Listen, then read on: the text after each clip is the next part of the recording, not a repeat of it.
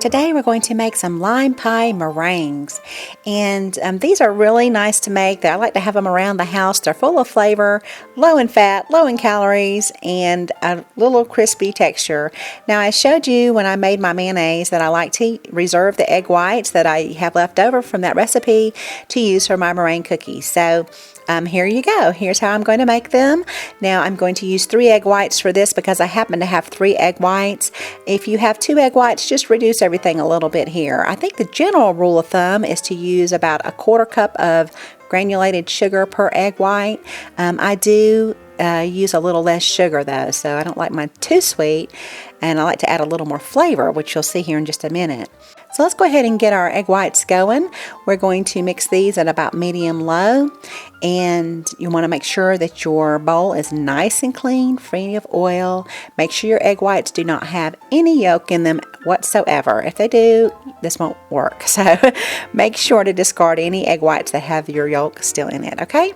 So to get them to a nice frothy texture, and we'll go ahead and add our lime peel, the lime juice, and the vanilla to this. And I'll leave a little link at the end of the video, a little card up in the corner, so that you can check out my essential tools that I like to use in my kitchen to show you how I like to get the lime peel, and then I use a little hand mixer. Now I add a little bit more lime zest to this because when you're beating it, a lot of that lime peel will stick to the beaters, and so I always add a little bit more. So we're going to go ahead and get this mixing here until it reaches a nice thick consistency. Now you'll notice that I'm not using cream of tartar. A lot of meringues call for cream of tartar, but I'm just using the lime juice instead. That seems to provide plenty enough little acid to stabilize the meringues. And so we are just going to mix this. You can go ahead and increase your speed, and we're going to slowly add in the granulated sugar. I use granulated sugar. I've seen some recipes where people use a powdered sugar or fine sugar, but this always works out fine for me. So I use the granulated, but the trick is you want to make sure you add it very slow. Don't go dumping it all in there at once because it'll knock the air out of your meringues, okay? So just a little bit at a time and let it thicken up nicely. It won't take too long to do this, probably, I don't know, 2-3 minutes maybe, and then you'll reach a nice consistency, and we can spoon these out onto parchment paper. It's nice to have parchment paper because they won't stick to it, okay?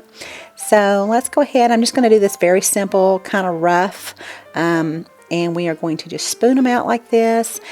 This won't be very pretty, but sometimes if I want them to look pretty, you can always put these in a little Ziploc bag with a little decorating tip on it, and then just kind of pipe them out onto the parchment paper.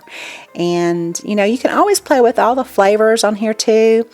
I think we ended up deciding that the lime was our favorite. So, you know, you can pipe these out any way you like. And now we're going to bake these in the oven at 200 degrees Fahrenheit, which I preheated, and you'll bake these for 45 minutes to 1 hour. I am going to say right now that this is never true for me. I'm giving you this as a general rule of thumb.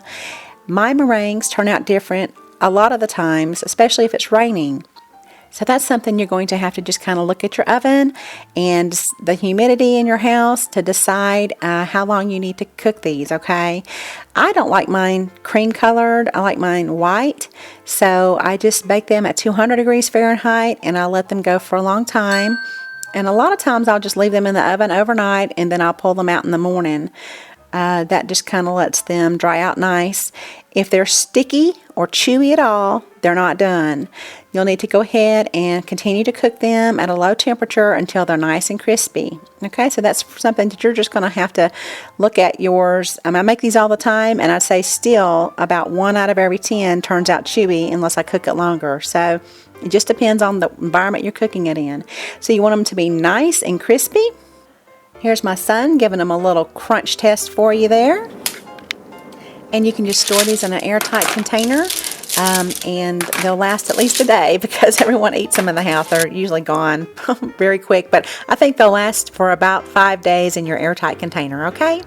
And then I'd also like to invite you to head on over to my YouTube channel page there, where you can click on the little G Plus box there and follow me on Google Plus. I'm only on Google Plus and YouTube. I'm not on Facebook or Twitter or Pinterest or any of that. I like to share some other food related things over there. So thanks so much for watching, and y'all have a beautiful day.